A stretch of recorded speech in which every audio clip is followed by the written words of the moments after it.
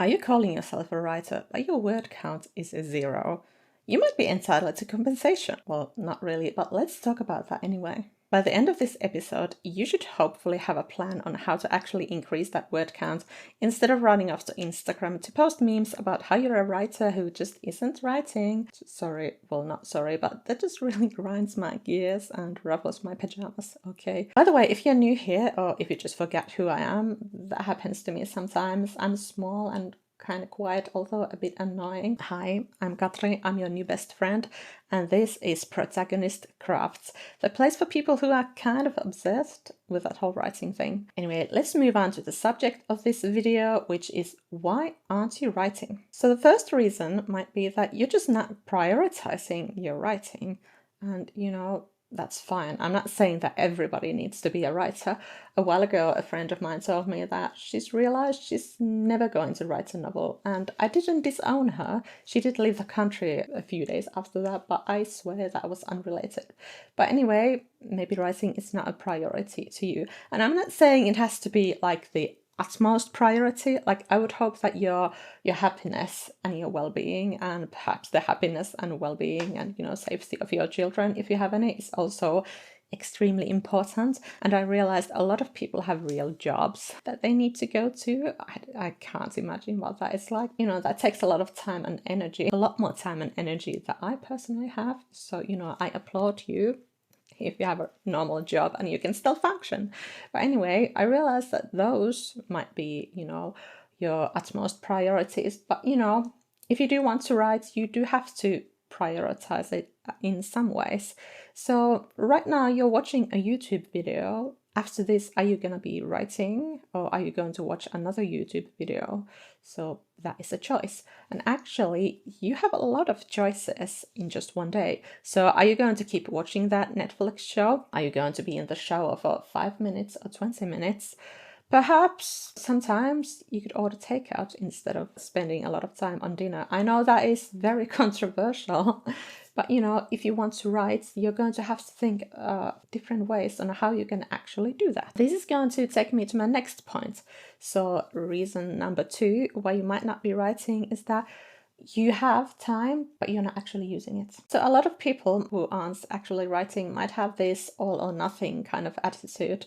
Like someone a while ago said that, I don't know how regular people write novels. You'd need to be retired or a millionaire to have the time to do it. And it was weird because I'm neither of those things yet, and I'm still writing. So something here doesn't add up. And I'm definitely not going to be like, we all have the same 24 hours in a day. How are you using yours? Because, it's not true. And, I'm not a fitness influencer, so I can't say that. But it's like, you have 5 minutes to write and you're not using that 5 minutes on writing. That is a choice that you made. So be honest with yourself about who made that choice. And if you have 5 minutes, if you have different pockets of 5 minutes, let's say 4 times per day, that amounts to 20 minutes a day, I think. 7 times per week, how much is that? 7 times 20. I'm not going to count that. You do it, or I'm just going to put it on the screen. So if you're not using that time, that's an intentional choice. And you don't need to have 8 hours, 12 hours, whatever, even an hour every day to work on your writing. And if you're going to keep waiting for the perfect time when you can dedicate an entire workday on your writing, that time might never come, and you're going to stay in the word count of 0. Is that really what you want? So something to think about. And really, it's 2025, and most people, they do have jobs. So saying like, I can't try because I don't have the time, I have all these things to do, it's sort of invalidating to all the people who also have jobs and children and houses to like look after and pets to feed and litter boxes to clean, who still write their novels. So just like, they're doing it because they've made the choice to do it. Perhaps they don't have a choice, but personally, I have to write. There's no option that I'm not a writer. I'm not going to stop writing. I know a lot of like parents who write. Well, it's mostly moms who write. And, looking after children and looking after a home and also having a job, that is a big task. And somehow these people, they still manage to get writing done, myself included. So it's like, what's going on there? They don't have a lot of time, but they know they want to write.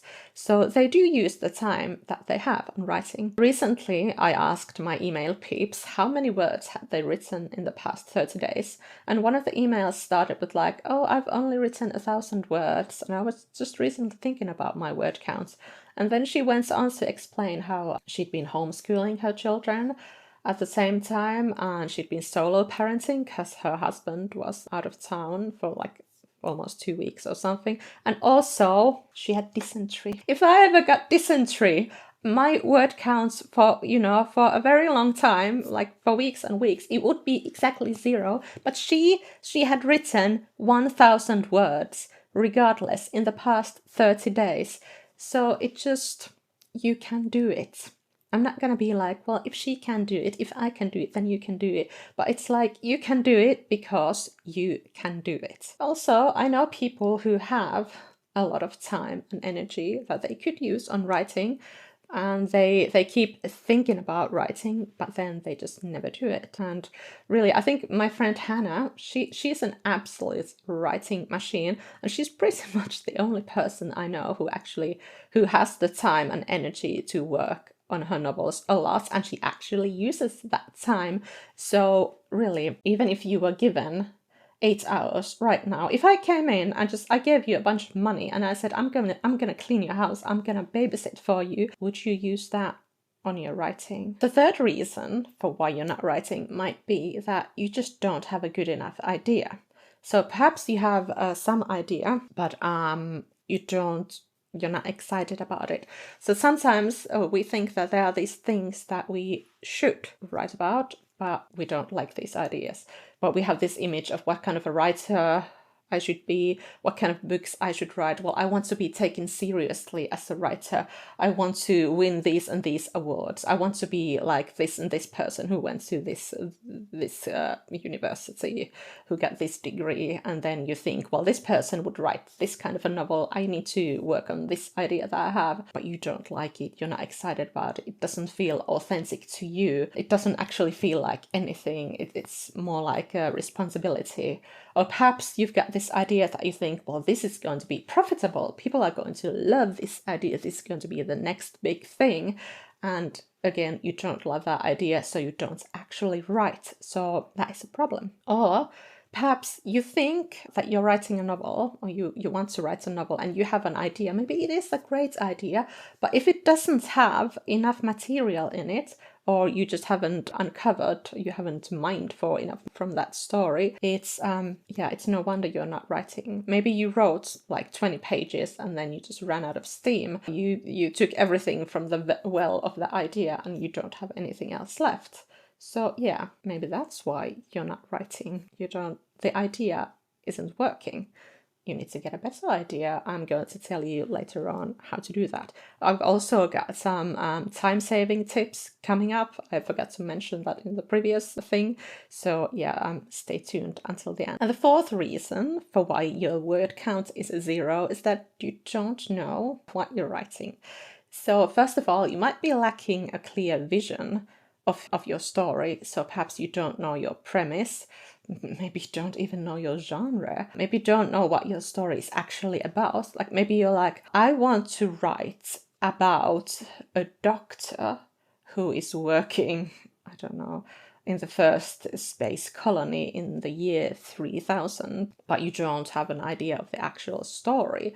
Like maybe you have these cool ideas for different encounters and problems, but that's still not enough for like a full arc of a novel plot. You don't have a beginning and a middle and an end, or like you don't know what you want to say with your story, or you don't know the transformation that your protagonist goes through, then, it's very natural that you would be stuck. And maybe you do have a lot of material and ideas, but maybe you do need an outline to help you to actually get your writing done and to know what you're going to write when you sit down to write. I know somebody watching this is going to be like, I don't want to outline. Outlining is boring. It takes away the joy of discovery. And it's like, fine if you feel that way, But if you're not writing anything, if you keep thinking that you need to just write, you need to sit down and just write, and your word count is at 0, then perhaps it's time to consider whether that method is actually working for you. Like, I get nothing from making people work my way. I don't do that with writing or in general in life. I want people to, do their things and do things the way that works for them and for their unique brains, because God knows there are ways to do things that a lot of people do that just don't work for me. So I understand if something doesn't work for you. I'm not employed or sponsored by Big Outline, so I get nothing from making people outline their stories if they don't want to or if it doesn't work for them. But again, if something isn't working for you, then you might want to try something different, and having an outline could be that. And also, if you're like, well, I wouldn't want to write my story now when I know what happens, it just makes me kind of worried if you're going to write a full novel, because if you've never written a novel before, you might not know this, but writing the first draft, it's almost like a blip in the whole process. And editing your novel is going to take, and it should take, a lot longer than writing the first draft. And it's like, well, I don't know, someone's gonna be like, well, I took 20 years to write my first draft and then I edited it in 2 years, so you're wrong and you're lying. Obviously, that is like a different thing, but it's like you could write your first draft in a matter of weeks, or it could take you a few months. But editing it is always going to take a lot longer, and you need to. It's not a matter of like writing it and then checking it for typos and putting in commas in the right places. You're going to have to go over your story a lot. So if you're going to lose motivation straight away because you know what happens, I just worry for you. Like, are you going to be able to edit your story as well? And if you want to write a story, if you want to write a novel that is good enough to be published, then you do need to edit it a lot. And maybe you are writing just for fun. Maybe that is not one of your goals, and that is fine. Okay, whatever. But I make content for people who want to write good novels that they want to get published and that they want people to love.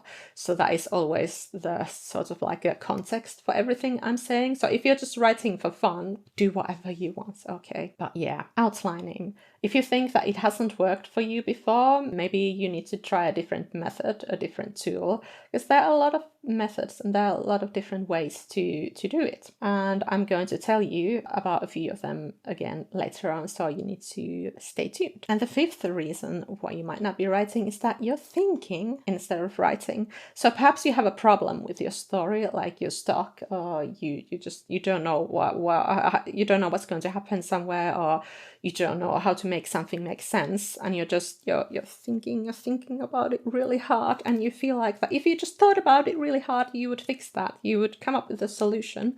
And again, thinking about your story is good. You can do it in the car, you can do it while you're in the bus, you can do it in the shower. We're talking about thinking about writing. We're not talking about anything else. Don't do the other thing while driving or in the bus, please. The shower thing is your own business. But anyway, what was I talking about? I haven't slept very well this week. But fortunately, I am finally medicated for my ADHD. So you would think that my brain would work extremely well. But, it's... I haven't eaten lunch today yet. Anyway, what was I talking about? Oh yes, thinking. You can't necessarily think your way into good writing or like out of a plotting problem. And what I would recommend that you do when you don't know something, write a question about it for yourself. Like, actually write it. Don't just think it. You need to write it. Either it's on paper or just, you have a computer, I'm sure. So write the question and then start coming up with answers. And I know you're going to be like, well, if I had the answers, then I wouldn't have this question, I wouldn't have this problem. But like, you don't need to have the right answer yet. You don't need to have a good answer. Actually, what you need to do is come up with very, very, very, very bad answers to your question about your problem. Come up with very bad solutions, just anything that pops into your head. It doesn't have to make sense. It doesn't have to fit your story. Like maybe you need to think of like, well, how does he disappear? What happens? You can be like, well, the aliens came and abducted him. And you're writing like a contemporary romance novel. Just write that as the answer. It's fine. You need to come up with the bad answers first. So just keep coming up with those, and you can even ask your friends if you have any friends. If you don't have any friends, we can be friends, I'm sure. But just keep coming up with answers. Just keep doing it. And when you think that you've run out of any answers, come up with 10 more. And then again 10 more after that. When you do that, when you actually do that and don't just think about it, I promise you that you will unlodge something in your brain. So something there is going to be usable. You might be surprised. Maybe it's something very different than you thought it might be. But just coming up with all the garbage first, it's going to help you come up with the good stuff. And then another way that you might be thinking instead of writing is like, you think that you need to write well, but first you need to think about it really hard in your head. You need to think about your writing, and then you're going to write. But somehow you haven't been able to think it into goodness. You haven't been able to formulate good writing in your head, so you haven't written it. But it's just, you can't do that. You need to be prepared to write utter garbage. And like, very nice for those people who can like think about their writing and it's like, okay, I know how it works, this is great, and then they write it.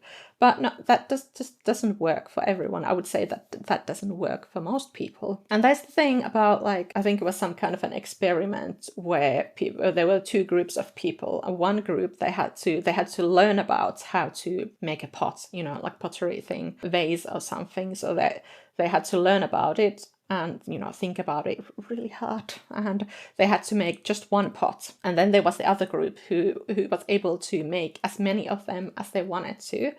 And then it turned out that the people who get to make a lot of them and practice it, they ended up with better ones than the ones who were like, okay, I'm thinking about this, I'm learning, I'm planning, I'm making just one. So just keep writing whatever is coming out. Just write it. Don't think about it too hard, and don't think that you need to think it into good writing. You can't do that. You need to put the words on the page first before you can fix them and make them awesome. And you're not going to be the exception. You're not going to be the first person in the world to write a flawless first draft. It's not going to happen. So don't try. Just don't. That is a waste of time. And also another thing that you need to remember is that I feel like there are two types of writers. There's one type who writes a lot, and their first drafts are like 100,000, 150,000 words, and then they need to cut down a lot during editing. But I wonder what that's like. It must be nice. Personally, I'm a chronic underwriter. My first drafts are very thin, and it's not because I'm not planning them, because I'm planning the plot really well in advance. But it's like I get so excited about the story, so I'm just kind of rushing through it. And also, my first drafts are very dialogue heavy, so it's got these like talking heads in there, and I have to add a lot of stuff there. But if I sat there thinking like, okay, I need to write more, I need to think about what does this scene look like, what are the characters doing, I would spend a lot more time sitting and thinking than writing. So just know how you work and accept that you might not be writing enough. So, but just write something, and then you can increase it later. You can sit down and calm down and look at the scene in front of you that you have, and then think how you're going to make it better. But first, you do need to write. And the sixth reason why you might not be writing is that you're scared. And it's fine to be scared. It doesn't mean anything. You can do it scared. It doesn't mean that anything has gone wrong. And really any negative, or well, not negative, but unpleasant feelings that you might have about, your writing or about yourself as a writer, they don't need to mean anything. You don't need to put any kind of meaning to them. You can write while being scared. You can feel icky about your writing. You can be like, every time you write, or when you read your writing, or when you think about your writing, and it's fine. It doesn't mean anything. It doesn't mean that anything has gone wrong. It doesn't mean that you can't write. It's a part of the process. And if you're scared, you need to think about, well, what are you scared of? Are you scared that your writing is not going to be good? Well, let me tell you, it's not going to be good. You're going to write garbage, and that is fine. I have full faith in you that you can make it better. And you should also believe in yourself that you can make it better in editing. Maybe you're afraid that other people won't like your writing. Maybe they will laugh. Maybe they will think that you are an idiot. Somebody will think that, because not everyone is going to like your writing. They are going to have opinions about you based on your writing. Some of those opinions are not going to be good. It just, these things, they can just happen. You can leave the house. Somebody will look at you and think that you look stupid. Somebody will think that you're ugly. Somebody will be annoyed by you just for existing. And this is something that you just need to accept. It doesn't mean anything. It doesn't change anything. It's not something that you can avoid. So if you're afraid of people's opinions, afraid of what people are going to think about your writing, if you're afraid of getting a 1-star review, if you're afraid of getting critique, do you know what's the best way to avoid that? The critique and, the opinions. Don't write anything. That's right. Just never create anything. Never try to do anything. Never talk to people. Never leave the house. Don't have a physical form. So it's very easy.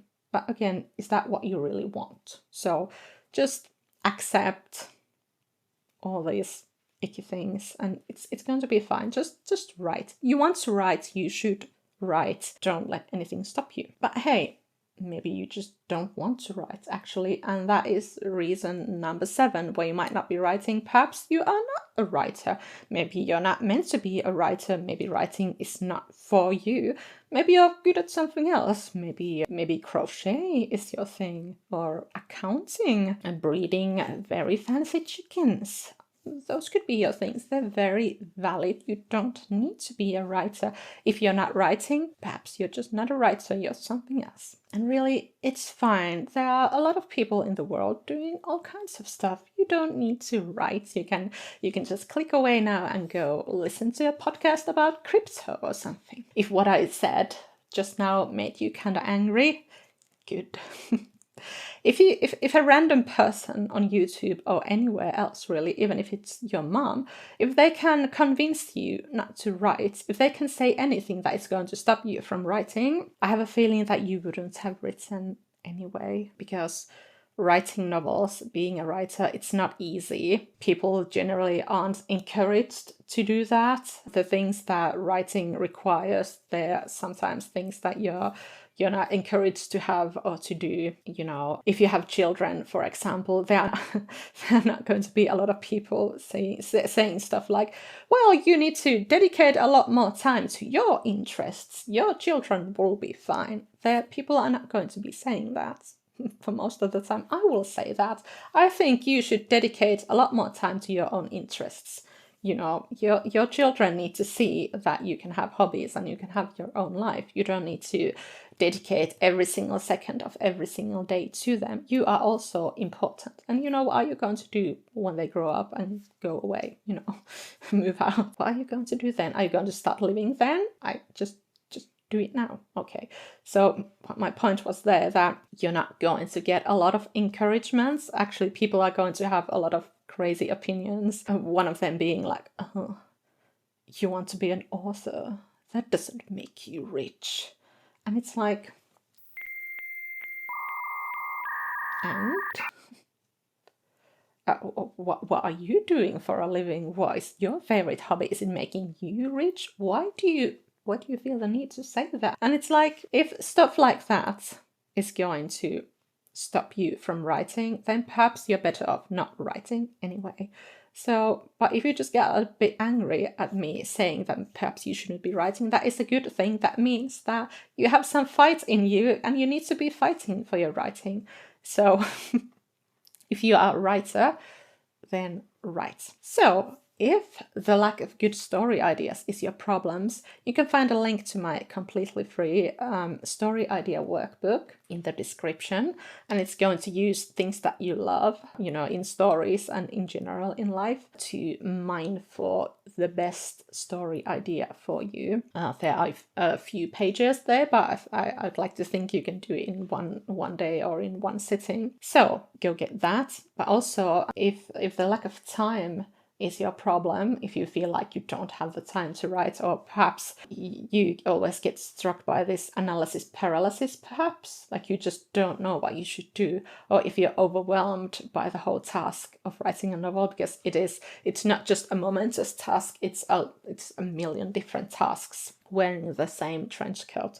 So if time and just sort of like figuring out what to do is your problem, you should get my simple writing tasks. It's again free. Check out the link in the description. And it's going to give you different types of tasks that you can choose. So really it's going to help you save time and to make the process of writing a novel a lot more palatable, like the bite-sized things in that database mainly. I don't know why I keep doing this, but whatever. So yeah, get either of those things. But those are free, but I also have this thing called the Genius Plotting System.